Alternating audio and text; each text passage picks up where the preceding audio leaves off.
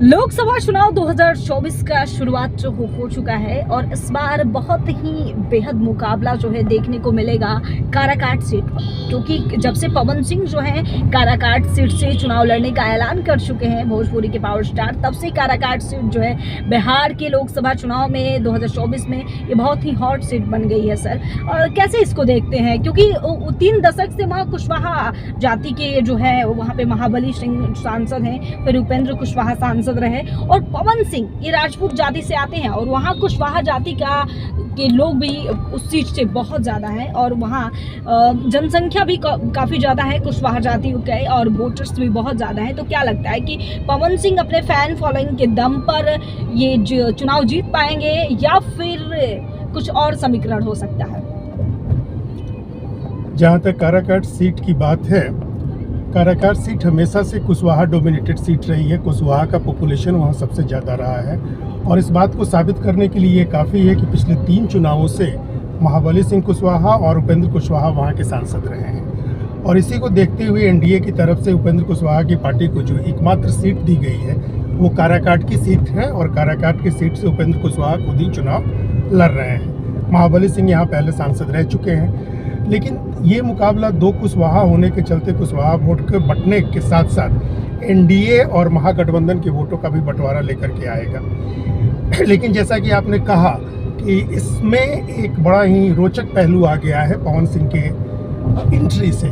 पवन सिंह किसी जाति धर्म से ऊपर उनकी एक युवा फैन फॉलोइंग है, फिल्म वालों की फिल्म फॉलोइंग होती ही है और पवन सिंह भोजपुरी इलाके के हीरो हैं। भोजपुरी के अलावा दूसरे जगहों के लोग भी पवन सिंह को देखते हैं, तो उनके आने से पवन सिंह को यूथ का सपोर्ट तो मिलेगा ही, लेकिन अभी तक ये क्लियर नहीं हो पाया है कि पवन सिंह किस पार्टी से लड़ेंगे चुनाव या पवन सिंह इंडिपेंडेंट लड़ेंगे। तो ये क्लियर होने के बाद बातें और भी क्लियर होंगी, लेकिन ये तो निश्चित है कि पवन सिंह के आने से चुनाव दिलचस्प हो गया है।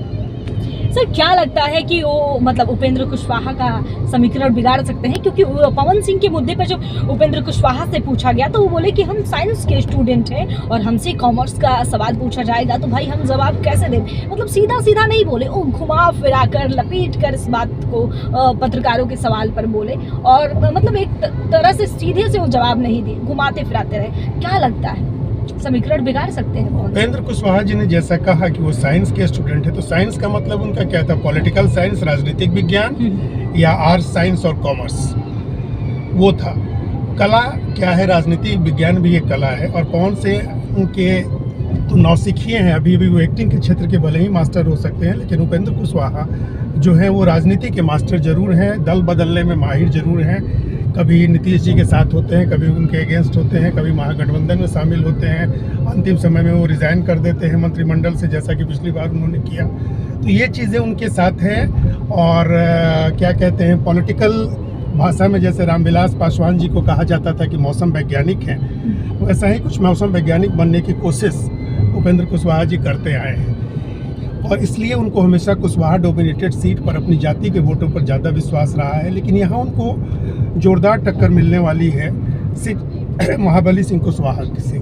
लेकिन अगर हम लोग पवन सिंह की बात करें तो पवन सिंह कला के पुजारी हैं और कला फिल्म स्टार का, जैसा कि मैंने पहले भी कहा, फैन फॉलोइंग सभी जातियों में होती है। वहाँ पे जो यूथ होता है, जो युवा होता है, वो जाति छोड़ करके वोट देता है। साथ ही साथ ये हमें नहीं भूलना चाहिए कि पवन सिंह राजपूत जाति को बिलोंग करते हैं और राजपूत जाति की भी काफ़ी अधिक संख्या है काराकाट में, इसलिए पवन सिंह निश्चित रूप से चुनाव को प्रभावित करेंगे। सर, ऐसे में सीमा कुशवाहा है जो वीआईपी की लीडर हैं वहाँ पे, उनका कहना है कि ये जो है बीजेपी का एक बहुत बड़ा साजिश है, इसलिए पवन सिंह को जिस तरह से नीतीश कुमार को कमजोर करने के लिए चिराग पासवान को बीजेपी जो है 2020 के विधानसभा चुनाव में उनको लाकर और नीतीश कुमार की पार्टी को तोड़ने की कोशिश की, ठीक उसी तरह जो है उपेंद्र कुशवाहा को विलुप्त करने के लिए जो है बीजेपी पवन सिंह को लाई है। क्या ये ऐसा हो सकता है? क्या लगता है आपको? ये बयान पूरी तरह से बचकाना है और ये बयान वैसे ही लोग दे सकते हैं जिनको राजनीति की ABCD समझ में नहीं आती। राजनीति करने से राजनीति का ABCD नहीं समझ में आ जाता है। अगर उपेंद्र कुशवाहा हारते हैं तो वहाँ एनडीए को सीधा नुकसान होता है और मोदी जी का जो 400 का लक्ष्य है वो सीधे रूप से प्रभावित होता है। तो मोदी जी तो ऐसा कभी करेंगे नहीं, एनडीए कभी करेगा नहीं, भाजपा ऐसी साजिश कर नहीं सकती है कि किसी अपने एमपी को हराए जो कि जीतने वाला हो।